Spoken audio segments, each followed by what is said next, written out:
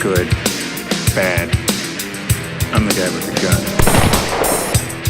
Hello everybody, and welcome to Keeping It Real. I'm your host, Brian Peterson, and in this episode of Real Talk, we're going to take you back to the year 1992 to cover Sam Raimi's The Army of Darkness, the direct sequel to The Evil Dead, and The Evil Dead 2, which tells the tale of unlikely hero Ashley J. Williams, played by Bruce Campbell, who travels back in time to the year 1300 AD thanks to a supernatural vortex that opens up behind his cabin in the woods.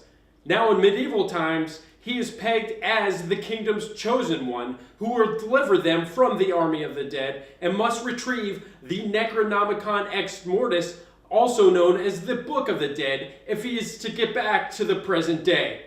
Let's take a look. This path will lead you to an unholy place. There the Necronomicon awaits.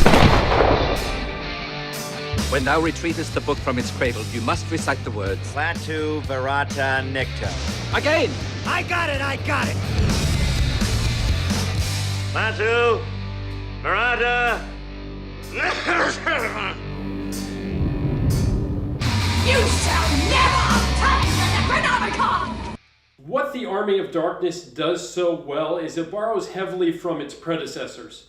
So you have The Evil Dead and The Evil Dead 2, which provided a blueprint for Sam Raimi to really raise the stakes in The Army of Darkness.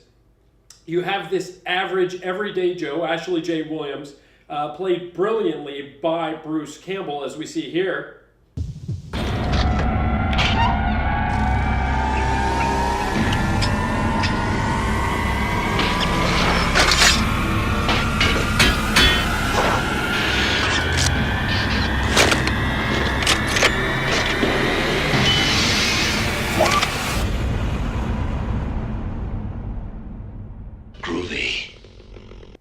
And he's armed with what he calls his boomstick, which is a sawed-off shotgun, and a chainsaw for a hand. And throughout the film's 146-minute runtime, he must use these weapons to his advantage in an attempt to save the kingdom and wholeheartedly save himself, because he's incredibly self-absorbed. He is a flawed hero from the start, and we really go on this journey with him from the setup, the conflict, to the resolution, and see how he grows as a character. This third film, you have to obviously raise the stakes. However, I think, and I really emphasize going into this with an open mind, because if you go into the movie expecting just a balls-to-the-wall, suspenseful horror film, you're going to be disappointed. This is, at its very core, a mashup of many different movies.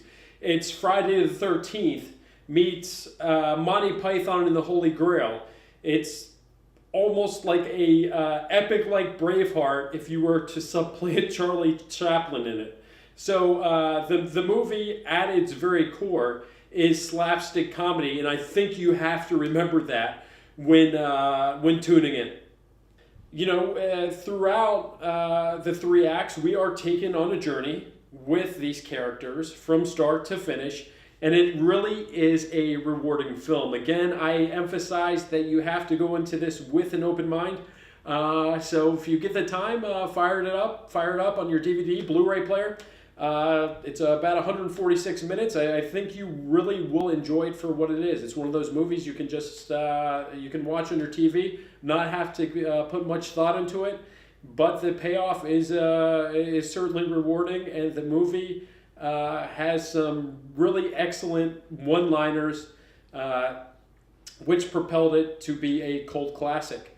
So anyway, thanks so much for watching Keeping It Real in this episode of Real Talk. I am Brian Peterson, and I will see you next week for an entirely new episode. Take care, and good night. Groovy. Groovy. See this? This is my